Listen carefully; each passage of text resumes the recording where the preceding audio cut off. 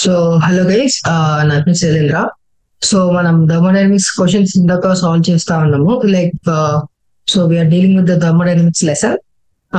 First 2 days వచ్చేటప్పటికల్లా first session లో మనం first law of thermodynamics and some concepts like heat అంటే ఏంటి, వర్క్ అంటే ఏంటి, ఇంటర్నల్ ఎనర్జీ అంటే ఏంటి, ఇలాంటి టర్మ్స్ ని డిఫైన్ చేసుకుంటా వెళ్ళాము.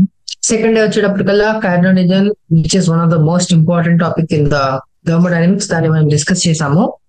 As well as reversible process అంటే ఏంటి, ఇర్రివర్సిబుల్ ప్రాసెస్ అంటే ఏంటి అనేది చూసాము. And second law of thermodynamics deal చేసాం. సో టుడే వచ్చినప్పటికల్లా కొన్ని questions and summary of the exercise, నేను summary of the whole chapter చేస్తాను అనమాట. So bear with me and it's going to be very interesting. It one of the interesting lessons. So let's get started. So నిన్న వచ్చేటప్పటికల్లా మనం కొన్ని questions solve చేస్తాను. It's fine, like already మళ్ళీ solve చేద్దాం. First chapter revision చేద్దాం అనమాట. First introduction, there is nothing like introduction లో మనకి ఉంటుందంటే what is a hot body, what is a cool body. So hot body అంటే ఏంటి, which has high temperature is called hot body, and which has low temperature is called లో body. And heat అనేది ఎప్పుడైనా సరే, heat అనేది ఒక form of ఎనర్జీలా మీరు consider చేసుకోండి. దానికి అది ఒక హై టెంపరేచర్ జోన్ నుంచి లో టెంపరేచర్ జోన్ కి వెళ్ళిపోతుంది. అండ్ అలా వెళ్ళేటప్పుడు కాంటాక్ట్ అనేది మెయింటైన్ చేస్తే దాన్ని కండక్షన్ అంటాం అనమాట. So these 3 terms are important. ఏంటి కండక్షన్ అంటే ఏంటి? కండక్షన్ అంటే ఇప్పుడు 2 డిఫరెంట్ టెంపరేచర్స్ ఉన్న బాడీస్ కాంటాక్ట్ లోకి వచ్చినప్పుడు హీట్ ఎనర్జీ ఫ్లో అవుతాయి. ఆ ప్రాసెస్ ని మనం కండక్షన్ అంటాం. ఎగ్జాంపుల్ వచ్చేటప్పటికల్లా ఒక లుక్ వామ్ వాటర్ తీసుకుంటే, ఒక హాట్ వాటర్ తీసుకొని మనం పట్టుకున్నామంటే మన చేతిలోకి ఆ హీట్ ఎనర్జీ అనేది ట్రాన్స్ఫర్ అవుతుంది through the medium of glass. So that is the conduction అనమాట.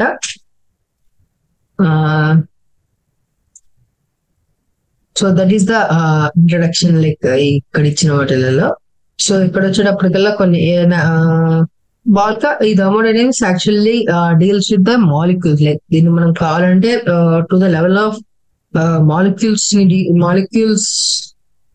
లెవెల్ దాకా డీల్ చేయొచ్చు. అంటే లైక్ మాలిక్యూల్ ఇంకో మాలిక్యూల్ ఇలా రప్చర్ అయినప్పుడు ఎనర్జీ ప్రొడ్యూస్ అవుతుంది. అలాంటి ఆ లెవెల్లో డిస్కస్ చేస్తారు థర్మోడైనమిక్స్ ని. మ్యాక్రోస్కోపిక్ లెవెల్ లైక్ ఇంజిన్స్, అలాంటి వాటిలో కూడా థర్మోడైనమిక్స్ ని డిస్కస్ చేస్తారు. Thermodynamics is nothing but it's what is study of flow energy and conversion of that heat energy to work and vice versa. So that is the main thing. So ఇక్కడ ఇది కానీ చూస్తే mechanics కి and thermodynamics difference చెప్పారు. The distinction between mechanics and thermodynamics is worth bearing in mind. In mechanics, our interest is in the motion of particles and the action of forces and all. Thermodynamics is not concerned with the motion of the system as a whole. So ఇప్పుడు ఈ thermodynamic system like let's ఒక piston ఉందా, piston ఒక glass లో అంటే gas molecules ను piston పైన పెట్టి ఉంచామనుకో, లోపల చాలా మాలిక్యూల్స్ ఉంటాయి. వాటిలో ఒక్కొక్క దానికి ఎంతెంత ఫోర్స్ వస్తుంది ఇలాంటివన్నీ మనం డీల్ చేయము. Just deal with the whole system as like some state variables ఎన్ని ఉంటాయి కదా, వాటి వేరియబుల్స్ వాటితో మనం డీల్ చేస్తాం. కానీ forces on let's say some X molecule, let's Y molecule అలాంటి వాటితో డీల్ చేయము. So that is worth remembering. So let's go to the next one. So what first thing is what is thermal equilibrium. దానికంటే ముందు let's discuss there are 2 types of walls. Walls అంటే లేదు like 2 contact points. అంటే ఏ and B అనే 2 systems దగ్గర ఆ 2 contact లో వచ్చే పాయింట్ ఉంటుంది చూడండి. లైక్ ఇప్పుడు ఏబి సిస్టమ్స్ ఉన్నాయి, 2 కాంటాక్ట్ ఈ వాల్ ద్వారా వచ్చింది. సో ఆ వాల్ అనే 2 types ఆఫ్ వాల్స్ ఉంటాయి.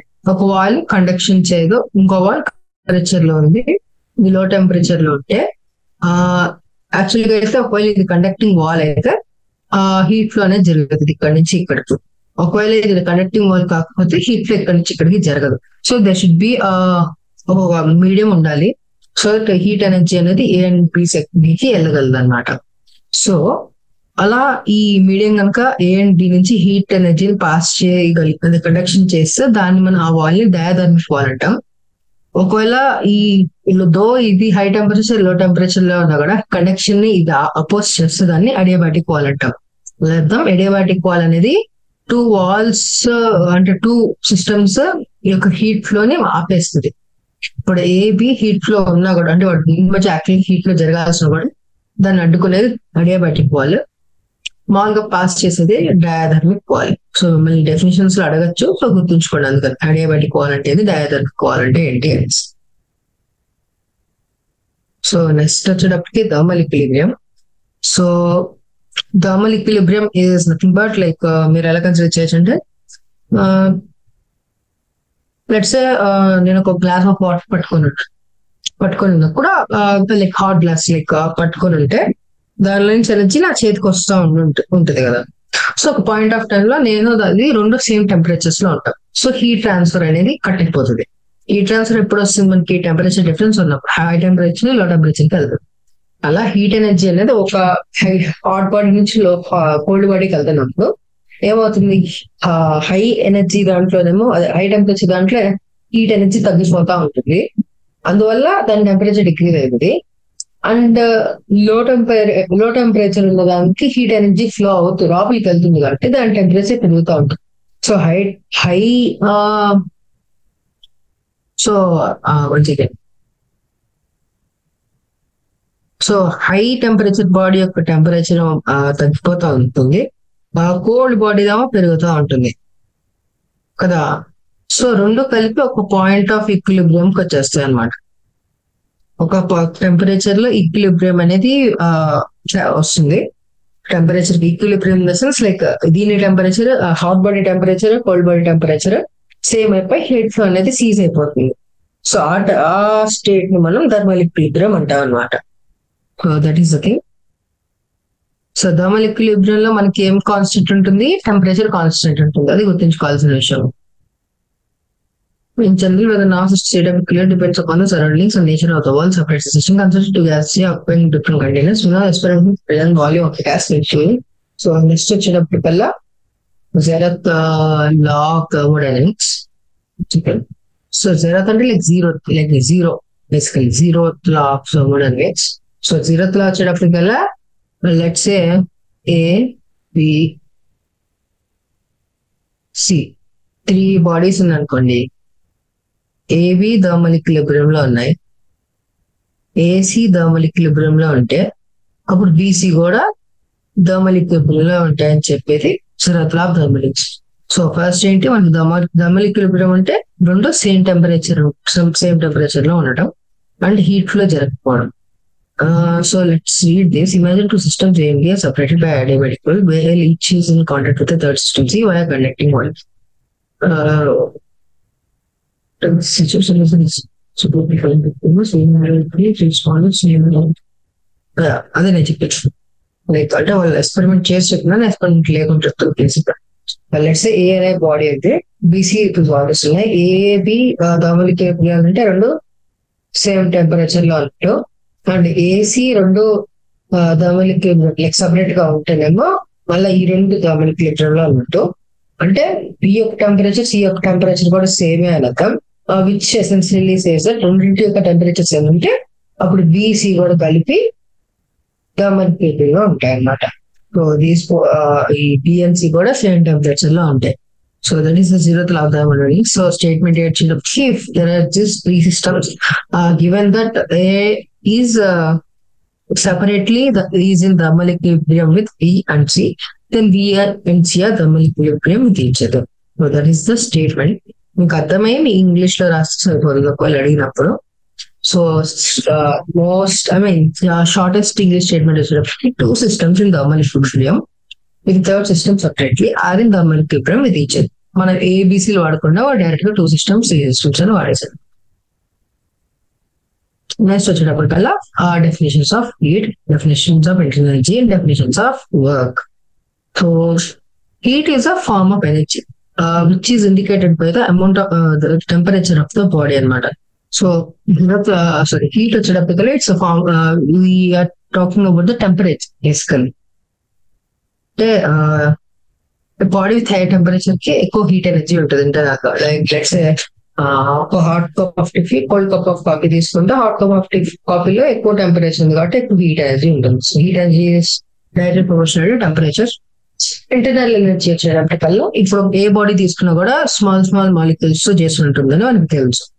సో ఆ మాలిక్యూల్స్ అన్ని లైక్ మీకు గ్రావిటేషన్ చాప్టర్ చదవనుంటే మీకు తెలుస్తుంది. Sorry for this. So see, so internal energy వచ్చేటప్పటికి మీకు తెలుసు, లైక్ లెట్స్ రెండు మాసెస్ ఉంటే రెండు మాలిక్యూల్స్, రెండింటి మధ్య మనకి గ్రావిటేషన్ పొటెన్షియల్ ఎనర్జీ ఉంటుంది కదా. సో అలా ఇప్పుడు ఒక బాడీ అనేది it is made up of lot of number of molecules కదా. సో ప్రతి మాలిక్యూల్ కి some sort of internal energy ఉంటుంది. అసలు సిస్టమ్ ఆ మాలిక్యూల్స్ అలా ఉండడం అనేది సమ్ పొటెన్షియల్ ఎనర్జీతో ఉంటుంది. అండ్ మన బాడీ తీసుకుంటే మన బాడీలో బ్లడ్ అనేది బ్లడ్ సెల్స్ ఇవన్నీ మూవ్ అవుతానే ఉంటాయి. సో అన్ని మూవ్ అవుతా ఉంటున్నప్పుడు ప్రతి సెల్ కూడా ఒక some sort of kinetic energy ఉంటుంది. అండ్ అవన్నీ ఆ పొజిషన్ లో ఉండటం వల్ల పొటెన్షియల్ ఎనర్జీ ఉంటుంది. సో ఆల్ ఆఫ్ దిస్ ఎనర్జీని మనం పెట్టేసుకొని దాన్ని మనం ఇంటర్నల్ ఎనర్జీ అని పేరుస్తాం అనమాట. So that's the thing. So temperature constant ఉంటే internal energy, like let's say నేను స్టేట్ ఏ నుంచి స్టేట్ బికి వెళ్ళానంటే టెంపరేచర్ కాన్స్టెంట్ ఉంటే ఇంటర్నల్ ఎనర్జీ మారదు. So internal energy is directly proportional to temperature. So internal energy ఎక్కువైందంటే టెంపరేచర్ ఎక్కువ ఉన్నట్టు, ఇంటర్నల్ ఎనర్జీ తగ్గిందంటే టెంపరేచర్ తగ్గుతున్నట్టు. సో ఆ రిలేషన్ అనేది ఉంటుంది అనమాట. సో అది మీరు గుర్తుంచుకోవాలి. So what you mean by internal energy? So ఇక్కడ ఇచ్చారు చూడండి short statement. The concept of internal energy of the system is not depend. We know that every bulk system consists of large number of molecules. Internal energy is simply the sum of kinetic energies and potential energy of these molecules. That's all. Now, definition of internal energy రాయమంటే it is simply the sum of potential energies and kinetic energies of all the molecules that are making the system. That's all. అది internal energy యొక్క definition అనమాట. Heat energy వచ్చేటప్పటికి like మీకు ఒకటి ఏంటంటే మళ్ళీ నేను like ఒక పర్సన్ అన్నాడు హ్యూమన్ బాడీ.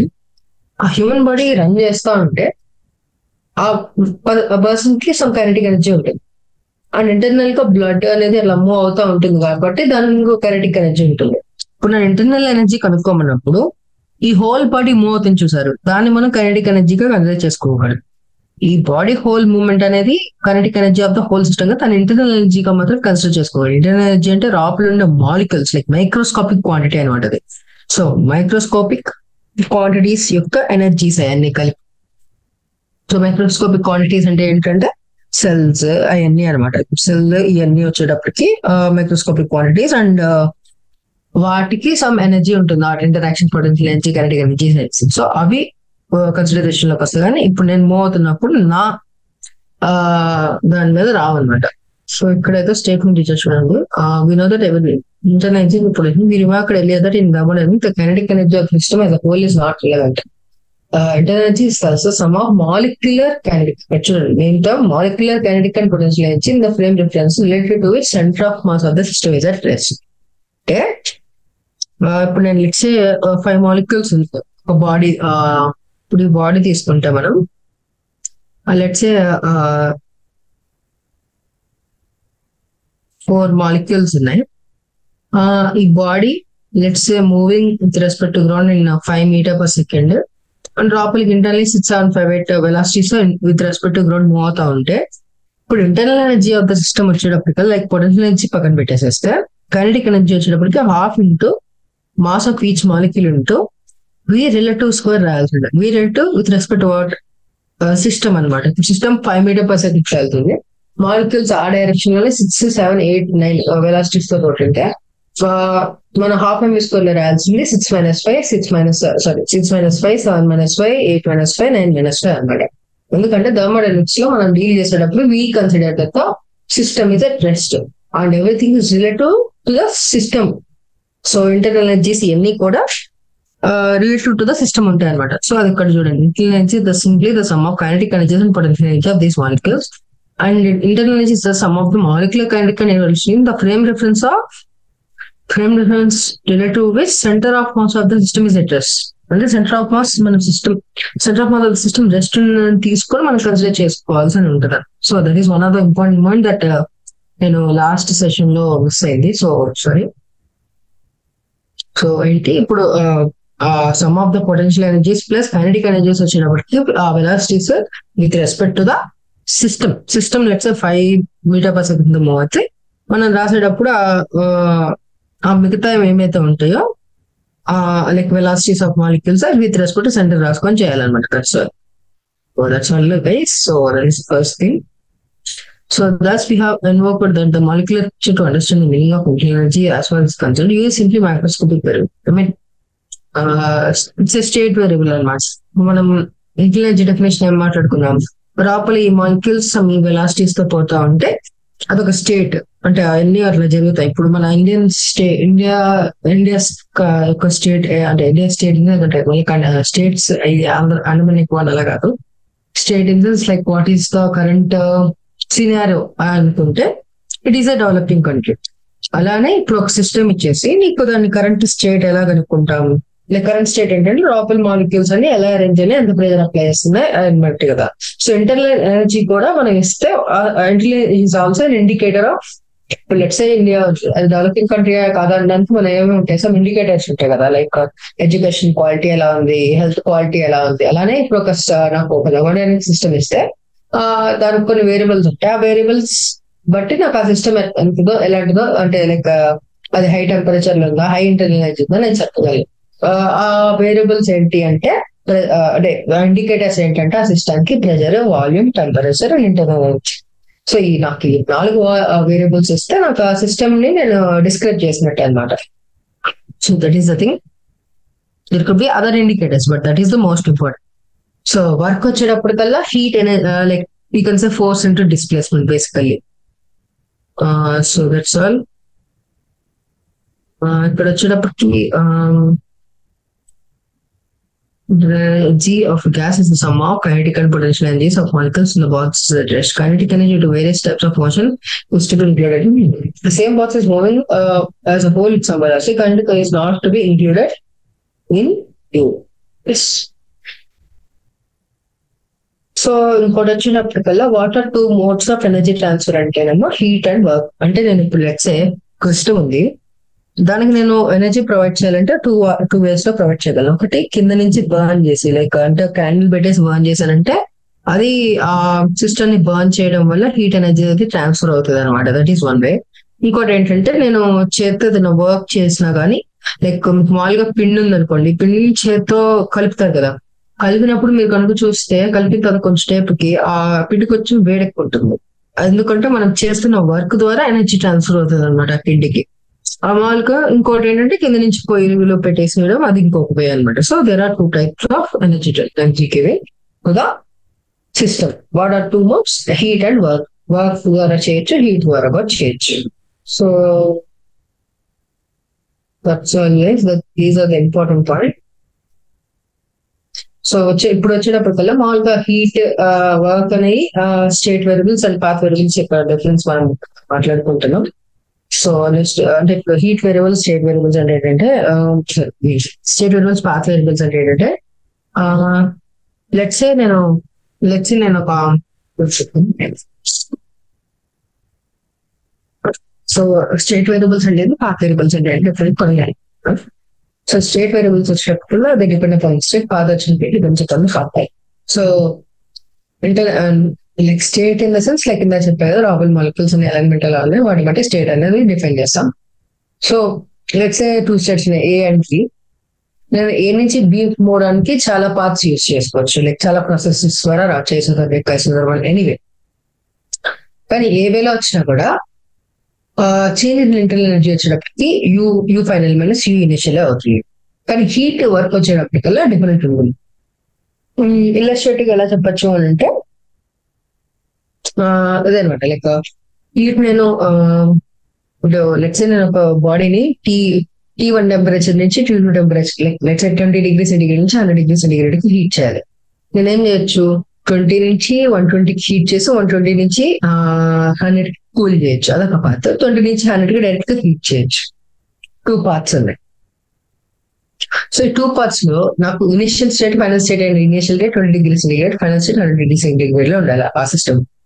కానీ ఇక్కడ ఇష్యూ ఏంటి, 20 నుంచి 120కి వెళ్ళి మళ్ళీ 120 నుంచి 100 తీసుకోవడానికి నేను ఎక్కువ వర్క్ చేయాల్సి ఉంటుంది కంపేర్ టు నేను ఎక్కువ హీట్ ఎనర్జీ సప్లై చేసి మళ్ళీ 120 నుంచి 100కి తీసుకోవడానికి వర్క్ చేయాల్సి ఉంటుంది కంపేర్ టు 20 నుంచి 100గా డైరెక్ట్ గా హీట్ ఇవ్వడం.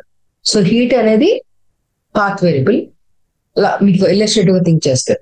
So that is the thing. So ఈ స్టేట్మెంట్ అనేది తప్పు ఏంటి, gas in given state has certain amount of heat అనేది తప్పు. హీట్ అనేది ఒక పాత్ లో వెళ్ళినప్పుడు ఎంతైతే ఎనర్జీ మనం దానికి సప్లై చేస్తామో దాన్ని మనం హీట్ ఎనర్జీ అంటాం అనమాట. So it is a path, ఒక ప్రాసెస్ జరుగుతా ఉన్నప్పుడు ఎంతైతే ఎనర్జీ చేంజ్ వస్తుందో దాన్ని మనం హీట్ అంటాం. కానీ ఒక స్టేట్ లో ఉన్నప్పుడు ఎనర్జీ చేంజ్ జీరో కాబట్టి గ్యాస్ ఇన్ గివెన్ స్టేట్ అనేది మీనింగ్లెస్ అనమాట.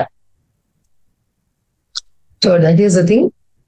సో మీకు path variable state variables definition అర్థమైంది అనుకున్నాం. పాత్ అంటే డిపెండ్స్ ఆన్ పర్ఫెక్ట్ వేరియబుల్ మనం ప్రాసెస్ జరుగుతున్నప్పుడే మనం డిఫైన్ చేయగలిగితే అది ఏమంటారు పాత్ వేరియబుల్.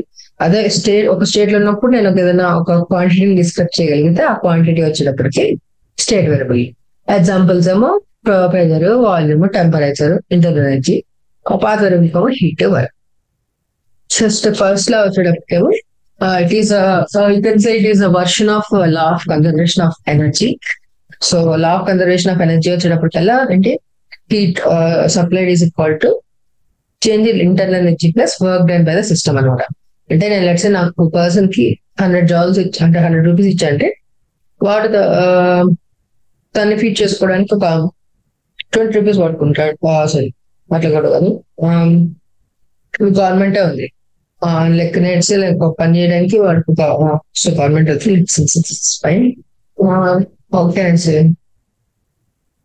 ఒక పర్సన్ కి ఒక ఎక్స్ అమౌంట్ ఇచ్చారంటే లైక్ 100 రూపీస్ ఇచ్చారంటే 20 రూపీస్ ఫుడ్ కొనుక్కోవడానికి యూజ్ చేస్తాడు తన ఇంటర్నల్ ఎనర్జీ ఏదైనా చేయడానికి. మిగతా 80 రూపీస్ ఏదైనా వర్క్ చేసుకోవడానికి లైక్ అంటే మీకు తనకు కావాల్సిన పనులు ఉంటాయి కదా, లైక్ టీవీ కేబుల్ బిల్ అనేది తను వాచ్ చేయడానికి తను ఇస్తున్నాం మనీ కదా.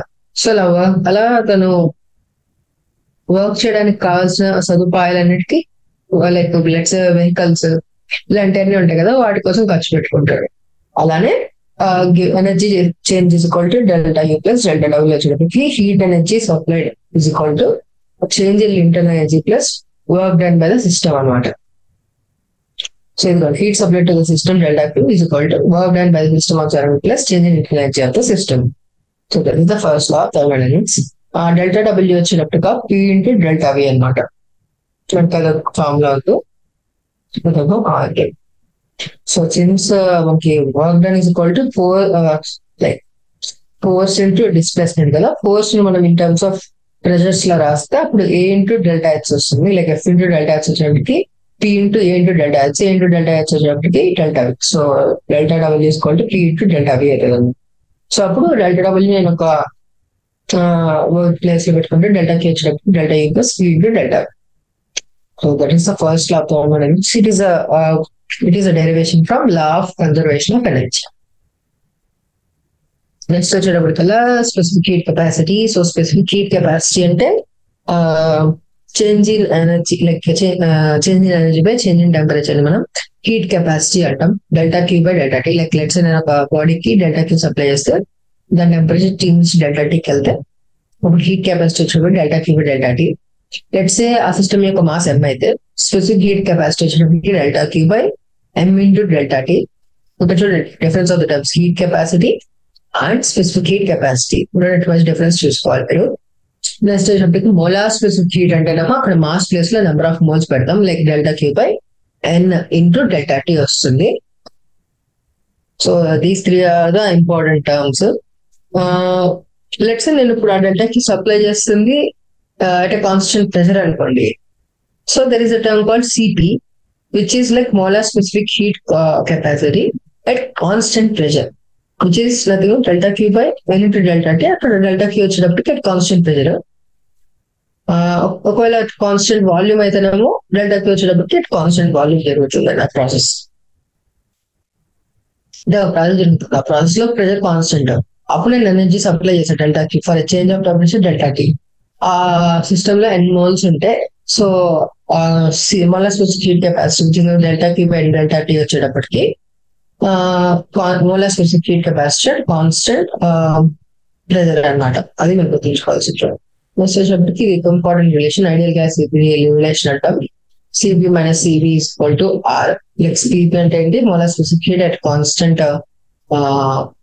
ప్రెజర్. సిబి వచ్చేటప్పటికి molar specific heat capacity at constant volume. So CP minus CV is equal to R and next thermodynamic state variables in the the variables that depend only upon the state and that gives information about the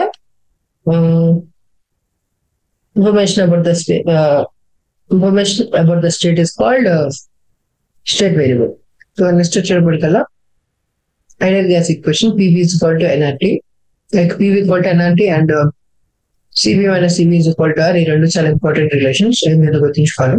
so ఇప్పుడు state variables లో కూడా రెండు variables ఉంటాయి. State variable అంటే ఏంటి, depends upon only on the state. But దానిలో కూడా రెండు టైప్స్ ఆఫ్ వేరియబుల్స్ ఉంటాయి, extensive variables and intensive variables. Extensive variables అంటే depends upon the size of the system. ఇప్పుడు లెట్స్ సే ఇంటర్నల్ ఎనర్జీ అనుకో 2 liters ఆఫ్ అలా అంటాను, ఇంత పెద్ద సిస్టమ్ నాకు ఉంది, దీని యొక్క ఎనర్జీ యూ అయితే ఇంటర్నల్ ఎనర్జీ లెట్స్ నేను హాఫ్ గా డివైడ్ చేస్తే ఆబ్వియస్లీ దీని ఇంటర్నల్ ఎనర్జీ యూ బై 2 ఉంటుంది, దీని ఇంటర్నల్ ఎనర్జీ యూ బై 2 ఉంటుంది కదా. So you by 2. సో నేను సైజ్ ఆఫ్ ద సిస్టమ్ బట్టి నాకు ఈ స్టేట్ అనేది స్టేట్ సేమ్ అయినా కూడా, ఇప్పుడు దీనిలోని మాలిక్యూల్స్ అలానే దీనిలోని మాలిక్యూల్ ఎలిమెంట్ అలానే ఉంది, just the size of the system అనేది నాకు తగ్గిపోయినప్పుడు నా స్టేట్ వేరియబుల్ కూడా తగ్గిపోయింది. సో అలాంటి వేరియబుల్స్ ని ఎక్స్టెన్సివ్ వేరియబుల్స్ అంటాము. ఇప్పుడు లెట్స్ ఈ రెండు సేమ్ అలా ఆ సిస్టమ్ తీసుకుందాం.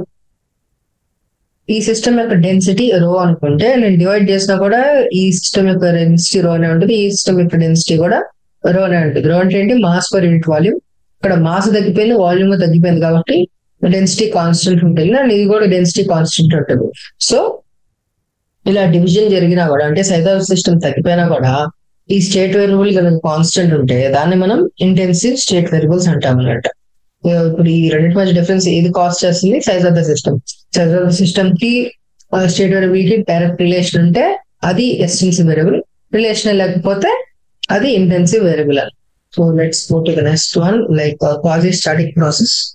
సో క్వాజీ స్టాటిక్ ప్రాసెస్ అనేది nothing but very slow process, కానీ మేము క్వాజీ స్టాటిక్ ప్రాసెస్ అంటాం. అంటే ఏ ప్రాసెస్ అయినా సరే లెట్స్ సే అది స్టేట్ ఏ నుంచి స్టేట్ బి వెళ్తుంది అనుకోండి, అలా వెళ్తున్న ప్రాసెస్ లో నేను చిన్న రివర్స్ చేయడానికి ఏదో ఒక లెట్స్ హీట్ ఎనర్జీ రిలీజ్ చేస్తాను, హీట్ ఎనర్జీ అబ్జర్వ్ చేయడానికి హీట్ ఎనర్జీ ఇచ్చారంటే అది వెనక్కి సేమ్ పాత్ లో వెళ్ళిపోతే దాన్ని మనం ఇది అంటాం అనమాట, క్వాజీ స్టాటిక్ ప్రాసెస్ అంటాం. లెట్స్ సీ అంటే నేను ఏమంటున్నా అంటే లెట్స్ సే ఈ ప్రెజర్ వాల్యూమ్ డయాగ్రామ్స్ అంటాం. సారీ, వాల్యూమ్ ఇలా కిందకి పడిపోతుంది, అంటే ఈ స్టేట్ నుంచి ఈ స్టేట్ కి పడిపోతా ఉంది ఆ ప్రాసెస్ లో. అలాంటప్పుడు లెట్స్ ఇక్కడికి నుంచి ఇక్కడికి వెళ్తా అన్నప్పుడు, లైక్ సారీ ఇక్కడ నుంచి ఇక్కడికి ఇలా ఈ ప్రాసెస్ లో వెళ్తా అన్నప్పుడు లెట్స్ హీట్ ఎనర్జీ వెనక్కి ఇచ్చేస్తే, అట్లా ఇక్కడ హీట్ రిలీజ్ అవుతుంటే హీట్ ఎనర్జీ ఇచ్చేస్తే సేమ్ అదే పాత్ ని అది రిగైన్ చేసుకుంటే బ్యాక్ స్టేట్ కి వెళ్ళింది అనుకోండి, అది quasi static process and reversible process. Quasi static process అనేది చాలా స్లోగా జరుగుతాయి అనమాట. Next isothermal, isobaric, adiabatic process. Isothermal అంటే టెంపరేచర్ కాన్స్టెంట్ ఉంటుంది, ఐసోబారిక్ అంటే ప్రెజర్ కాన్స్టెంట్, ఐసోబారిక్ అంటే వాల్యూమ్ కాన్స్టెంట్, అడియాబాటిక్ అంటే హీట్ ఎనర్జీ ట్రాన్స్ఫర్ అనేది రెండింటి మధ్య ఉంటుంది. సో ఈ ఫార్ములాస్ మీరు ఒకసారి చూసుకోండి. ఐసోథర్మల్ ప్రాసెస్ వచ్చేటప్పటికి వర్క్ డన్ ఇంటిగ్రల్ పీడీవీ చేస్తాం, అంటే ఏదైనా ఇంటిగ్రల్ పీడీవీ చేస్తారు. ఆ తర్వాత ప్రెజర్ ని మనం ఆ ప్రాసెస్ లో ఎలా ఉంటుందో తెలుసుకొని దాన్ని అక్కడ మాడిఫై చేసుకొని రాసుకుంటాం. ఇక్కడ వచ్చేటప్పటికి ప్రెజర్ ఐసోథర్మల్ కాబట్టి temperature constant, so PV constant కాబట్టి ఎన్ఆర్టీ బై వి పీవీ కూడా ఎన్ఆర్టీ నుంచి nRT constant, so nRT by V, nRT బయటికి రాసుకొని ఇంటిగ్రల్ డివి బై విఎస్ లాన్ విటి బై వి1 వస్తుంది. నెక్స్ట్ అడియాబాటిక్ ప్రాసెస్ అంటే హీట్ ట్రాన్స్ఫర్ 0 ఉంటుంది, so PV gamma equal to constant అనేది దాని మెయిన్ థీమ్. గామా వచ్చేటప్పటికల్లా CP by CV and heat energy మామూలు ఫార్ములా వచ్చేటప్పటికల్లా nR T1 minus T2 by gamma minus 1. Next isochoric process వచ్చేటప్పటికి volume constant కాబట్టి integral పీడీవీలో DVS 0 కాబట్టి overall work done 0 ఉంటుంది. Isobaric process లో ప్రెజర్ కాన్స్టెంట్ కాబట్టి P బయటకు వస్తుంది, CP into V2 minus V1. Next cyclic process లో వచ్చేటప్పుడు డెల్టా ఈ 0. సైక్లిక్ ప్రాసెస్ అంటే ఒక స్టేట్ నుంచి మొత్తం కాదు తిరిగి మళ్ళీ ఆ స్టేట్ కి వస్తుంది, దాని సైక్లిక్ ప్రాసెస్ అంటాం. లైక్ ఇది ఈ స్టేట్ లో ఉంది, తిరిగి మళ్ళీ ఇక్కడ ఈ స్టేట్ కి వచ్చిందంటే మనం ఆల్రెడీ తెలుసు internal energy state variable, so change in internal energy 0. So next second law of thermodynamics దాన్ని 2 స్టేట్మెంట్స్ లో చెప్పచ్చు, Kelvin Planck statement and Clausius statement. So Kelvin Planck statement వచ్చేటప్పటికల్లా నో ప్రాసెస్ అంటే 100% సింపుల్ టర్మ్ చెప్పాలంటే 100% conversion from heat to work is not possible. ఏదో ఒక process లో heat absorption జరిగిపోయి అసలు హీట్ అనేది లాస్ అనేది జరుగుతుంది అని అంటారు. So no process is possible whose role is the absorption of heat from a reservoir and the complete conversion of heat into work. నేను నేనే అనుకో, నేను తీసుకున్న ఎనర్జీ మొత్తాన్ని నేను ఏదో పని చేయడానికి, లైక్ నేను ఎస్టర్నల్ పని చేయడానికి ఏం వాడతాను, ఇంటర్నల్ గా నా సెల్స్ రిపేర్ కి వీటికి కూడా వాడుకుంటాను. So 100% of conversion of heat into work is not possible. అదే స్టేట్మెంట్ వచ్చేటప్పటికల్లా కోల్డ్ ఆబ్జెక్ట్ నుంచి హీట్ ఆబ్జెక్ట్ కి ఎక్స్టర్నల్ వర్క్ చేయకుండా హీట్ ఎనర్జీ ట్రాన్స్ఫర్ అనేది చేయలేదు. యాక్చువల్గా ఏంటి, హై ఎనర్జీ నుంచి high temperature object low temperature object కి హీట్ అనేది ట్రాన్స్ఫర్ జరగాలి. రివర్స్ అనేది మనం ఏదైనా ఎక్స్టర్నల్ పని చెప్తే ఎక్స్టర్నల్ గా మనం పుష్ చేస్తే చెప్తే క్లాత్ అది జరగదు అనమాట. అది వాడు చెప్పడం బేసిక్ గా. సో రివర్సిబుల్ ఇర్రివర్సిబుల్ లైక్ ఇందాక చెప్పేసాను. సో వచ్చేటప్పటికి కార్నోట్ ఇంజిన్ లైక్ నేను T1 నుంచి T2 టెంపరేచర్కి వెళ్ళాలి, లైక్ T1 నుంచి T2 టెంపరేచర్కి వెళ్ళాలి అండ్ మాక్సిమం వర్క్ జరగాలి అని అంటే ఏ పాత్రలో వెళ్ళచ్చు. అంటే మాక్సిమం వర్క్ చేసే పాత్ర ఉంది కాబట్టి నేను T1 నుంచి T2 టెంపరేచర్ వెళ్ళడానికి చాలా పాత్రస్ ఉంటాయి. But there should be a path where there can be a maximum efficiency, right? Maximum efficiency అంటే ఆ పాత్రలో internal energy and delta U ఉంటుంది, వర్క్ డన్ డబ్ల్యూ ఉంటుంది, heat energy given is delta Q ఉంటే work done by delta Q నాకు maximum ఉండాలి, అది efficiency. ఇవన్నీ సిస్టమ్స్ ఏంటి, నేను హీట్ ఎనర్జీ ఇస్తే నాకు వర్క్ చేయాలి, అవి థర్మోడైనమిక్ సిస్టమ్స్. సో వాటి యొక్క మెయిన్ పాయింట్ ఏంటంటే నాకు అవుట్పుట్ అనేది ఏంటి, వర్క్ ఇన్పుట్ ఏంటి heat energy. So output by input నాకు ఎఫిషియన్సీ అవుతుంది. So work done by delta Q. So అది నాకు మాక్సిమం ఉండాలంటే ఏ పార్ట్ లో వెళ్ళాలి అనేది కార్నోట్ ఎనర్జీ డిస్కస్ చేస్తుంది. సో ఇనిషియల్ స్టేజ్ వచ్చేటప్పటికల్లా P1 V1 T1, final stage వచ్చేటప్పటికి P3 V3 T2. So first నేను ఐసోథర్మల్ ఎక్స్పాన్షన్ చేస్తాను. ఐసోథర్మల్ ఎక్స్పాన్షన్ వల్ల రెండు టెంపరేచర్స్ T1 ఉంటాయి. తర్వాత ఇక్కడ నుంచి ఇక్కడికి వెళ్ళడానికి ఏమో అడియాబాటిక్ ఎక్స్పాన్షన్ చేస్తాను. సో ఇప్పుడు డెల్టా కి 0 ఉంటుంది. సో 3 వేరియబుల్స్ మారిపోతాయి. మళ్ళా తర్వాత నేను మళ్ళీ బ్యాక్ టు ఇనిషియల్ స్టేట్ వెళ్ళాలి కాబట్టి అప్పుడు మళ్ళీ isothermal compression and adiabatic compression చేస్తాను. ఫస్ట్ రీజన్స్ ఎదగాలి మనం ఎందుకు మనం ఐసోథర్మల్ చేస్తున్నాం అడియాబాటిక్ చేస్తున్నాం అనేసి. సో అది కనుక చూస్తే ఇక్కడ ఫస్ట్ ఎందుకు ఇక్కడ మనకి ఈ ఏమంటారు ఐసోథర్మల్ చూస్ చేసుకున్నాం అంటే ఫస్ట్ ఇది ఎందుకు అడియాబాటిక్ చూస్ చేసుకున్నాం అనుకోండి, అడియాబాటిక్ లో మనకి హీట్ లాస్ అనేది ఉండదు. సో అందువల్ల మనం చూస్ చేసుకుంటాం లైక్ అడియాబాటిక్ ఫస్ట్. లైక్ ఇంకే ప్రాసెస్ తీసుకున్నా కూడా అంటే అడియాబాటిక్ ప్రాసెస్ ఎందుకు తీసుకున్నా అంటే T1 నుంచి T2 టెంపరేచర్ మనం వెళ్తున్నప్పుడు నేను టెంపరేచర్ గైడ్ చేయగలిగే ఒక ప్రాసెస్ అడియాబాటిక్ ప్రాసెస్. అంటే నేను ఎగ్జాక్ట్ గా ఆ ఇంజిన్ ఆ టెంపరేచర్ తీసుకెళ్ళాను T2కి, హై ఎండ్ లో నాకు జరగకూడదు. ఇప్పుడు లెట్స్ ఐసోకోరిక్ కానీ ఇంకే ప్రాసెస్ తీసుకున్నా కూడా నేను అబ్జర్వేషన్స్ అనేది చేయలేను. లైక్ T2కి ఎగ్జాక్ట్ గా సిస్టమ్ ఆపేసే విధంగా ఓన్లీ అడియాబాటిక్ ప్రాసెస్ లోనే అలా చేయగలను. సో అందుకని అడియాబాటిక్ తీసుకున్నాను.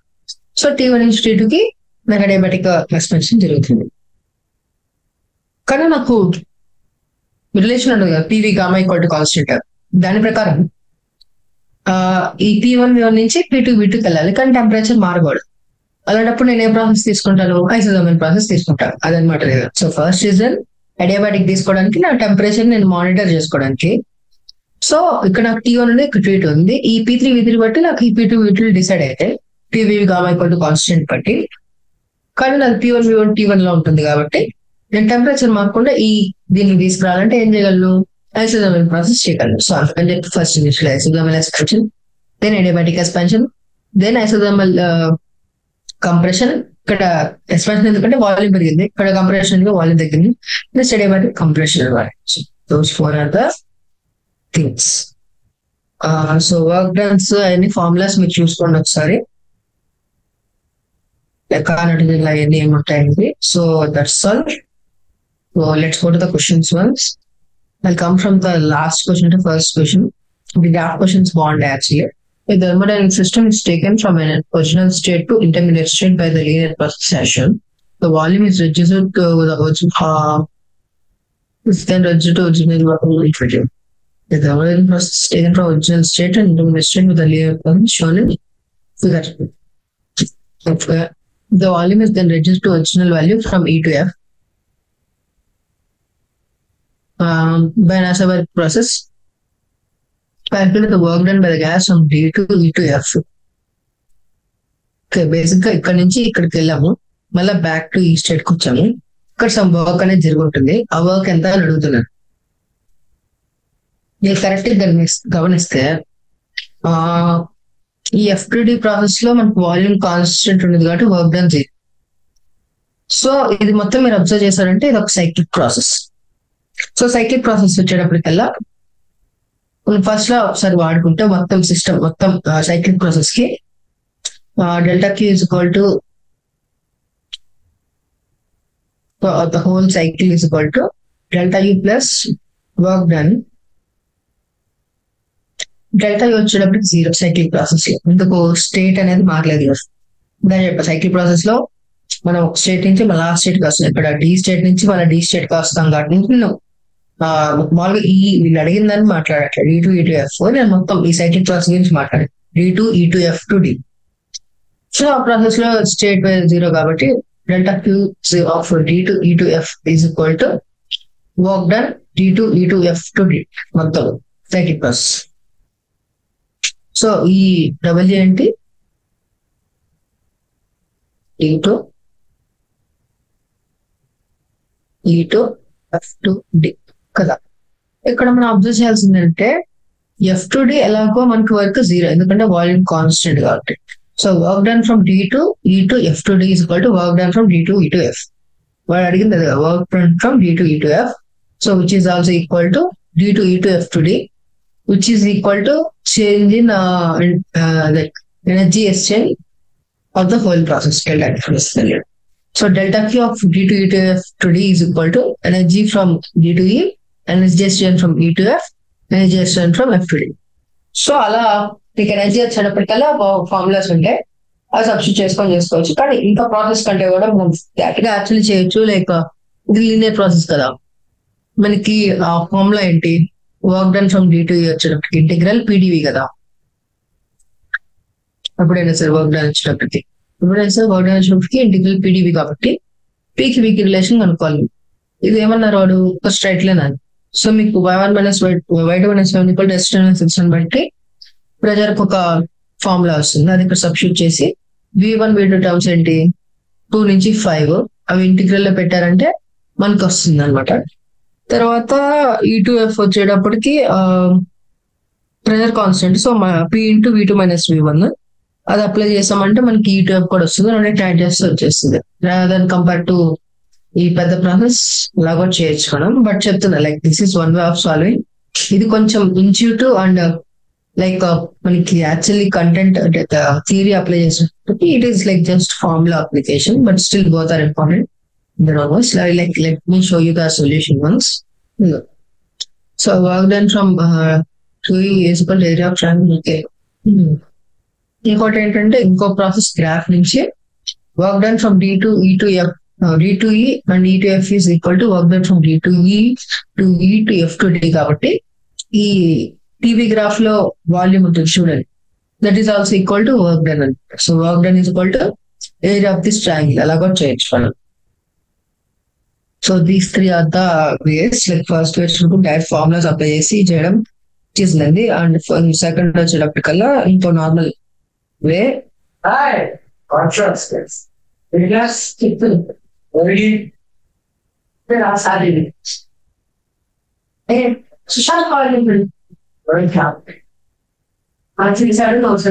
సో అదనమాట. ఫస్ట్ వచ్చేటప్పటికి డెల్టా వాటి బట్టి చేయొచ్చు. సెకండ్ వచ్చేటప్పటికేమో normal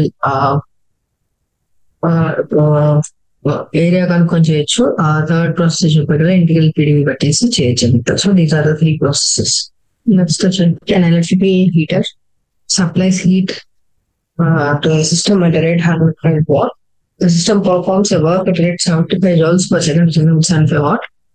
But water chemical energy is increasing.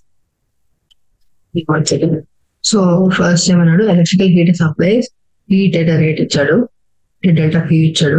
delta Q వచ్చేటప్పటికి 100 watt. Next, system performs work at a rate 75 joules. The work వచ్చేటప్పటికి 75.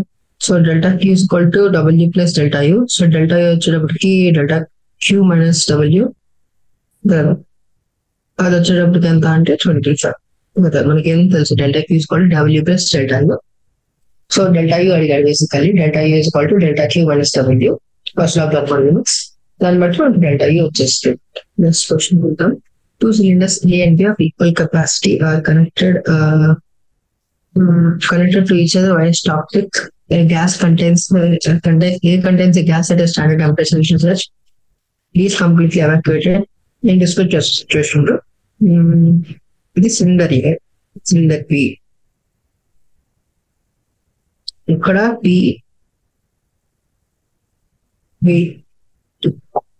Pressure volume temperature. ఇక్కడ వచ్చేటప్పటికల్లా ఏమీ లేరా. సో సడన్ గా నేను ఇప్పుడు ఇది రిమూవ్ చేశాను, లైక్ స్టాప్ అంటే ఇక్కడ ఒక చిన్న బొక్కలా ఉంటుంది, దాన్ని ఓపెన్ చేశానండి. అప్పుడు ఈ గ్యాస్ వరకు తీసుకుంటే అదేమవుతుంది, ఈ టెంపరేచర్ అంటే లోపల వాల్యూమ్ విలో ఉన్నది 2V అవుతుంది అనమాట. అంటే లైక్ మీరు ఎలా పుచ్చుకోవచ్చు అంటే 2 బెలూన్స్ ఉన్నాయి, ఒక బెలూన్ లో గ్యాస్ లేదు, ఒక బెలూన్ లో గ్యాస్ ఉంది. రెండింటికి కనెక్ట్ చేసినప్పుడు ఏమవుతుంది, గ్యాస్ రెండో దాన్ని కూడా ఆక్సిజన్ ఉంటుంది కదా. సో ఇనిషియల్ గా గ్యాస్ ఒక బెలూన్ లో ఉన్న వాల్యూమ్ ఉంటే ఇప్పుడు వచ్చేటప్పటికల్లా అది 2 వాల్యూమ్లోకి వెళ్ళిపోతుంది అనమాట. అలానే ఇక్కడ వాల్యూమ్ V అనేది గ్యాస్ యొక్క వాల్యూమ్ అనుకుంటే ఈ స్టాప్ తీసుకుంటే దాని వాల్యూమ్ 2V అవుతుంది కదా. సో ఇక్కడ నేను బయట నుంచి ఎలాంటి ఎనర్జీ అనేది సప్లై చేయలేదు, మీరు నోటీస్ చేయాల్సింది. జస్ట్ అది తీస్తే ఎక్స్పాన్షన్ అయింది. సో అలాంటప్పుడు సో అది కనుక కన్సిడర్ చేస్తే మనం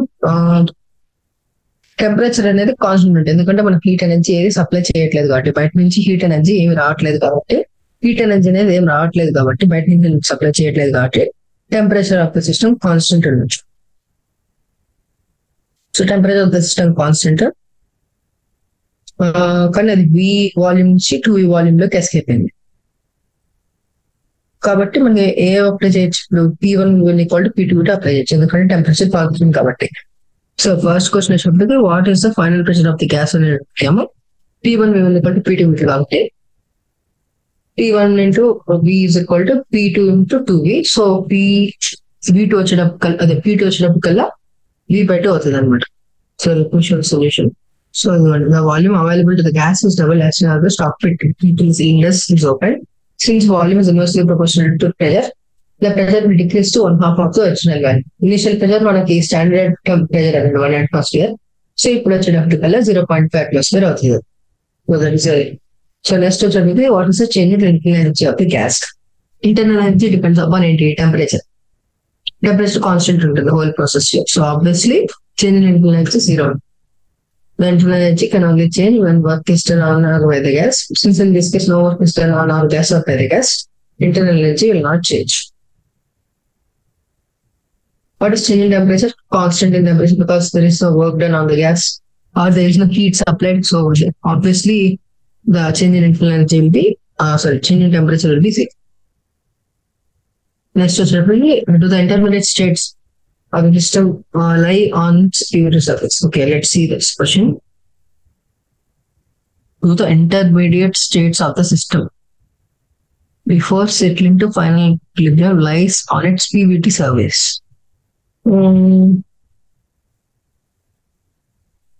Okay, let's say the cholesteric process ఉంటే A నుంచి B కి చిన్నగా గ్యాస్ వెళ్తా ఉంటే వాల్యూమ్ ఆఫ్ ద గ్యాస్